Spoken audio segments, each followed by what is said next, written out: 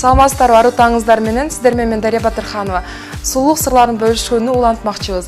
Бизде айыл затында эң биздин биринчи визитная картабыз Каш болгондуктан биз Кашты туура оформление кылышты жасалголоону билишибиз керек. Эгерде биз Кашты туура эмес боёп алсак, боёп алып туруп көзүбүздү аябай жакшына боёп алсак, биздин көзүбүздөгү ажарыбыз анча болбой калат.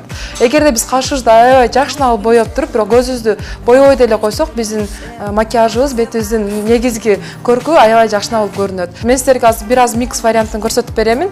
Ошол микс варианттын жардамы менен биз күз мезгилиндеги акыркы тенденцияга жарашыктуу каштын жасалголоосун көрсөтүп берем.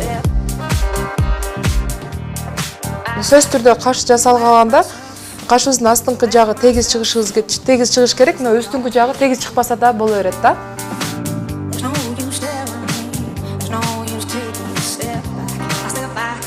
Андан соң биз кашыбыздын бул жагынан баштайбыз. Бул жагын тийбешибиз керек, анткени биз кашыбыз жогору карай өсөт. Жогору карай өскөндө биз өйдөгө жогору тарап мындай тарап коебуз. Андан кийинкисин биз жарымдан баштап гана сызабыз. Азыркы учурда бизде акыркы бир жылдын ичинде жоон каштар модада деп айта алам.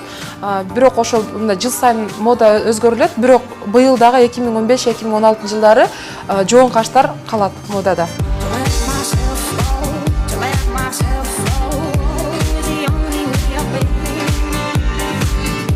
Бизде жоон каш десе бардыгы эле катарынан жоон каш кылып жасалып атышат. Бирок жоон каш жасаардын алдында биз сөзсүз түрдө өзүбүздүн бетибиздин формасын да эске алышыбыз керек да. Эгерде биздин бетибиз тоголок, чоң болсо, биз жоон каш жасасак, андан сайын бетибизди чоңойтуп алабыз да. Биз мисалы үчүн эгерде бетибиз ничке, мындай овалдуу болсо, стандартка жакын болсо, биз жоон каш кылсак аябай жакшы жарашат. Биз мына жасап алдык. Эми ичин ачык түс менен биз азыр ичин толтуруп чыгабыз.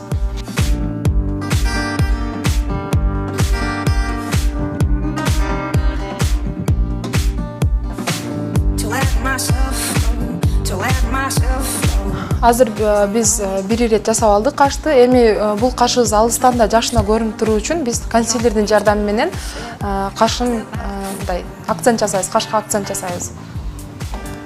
Атайын синтетикалык кисттер болот, ошонун жардамы менен биз ачыгыраак түс, хайлайтер деп коет, же болбосо эң ачык түстөгү консилерди алабыз дагы боеп чыгабыз.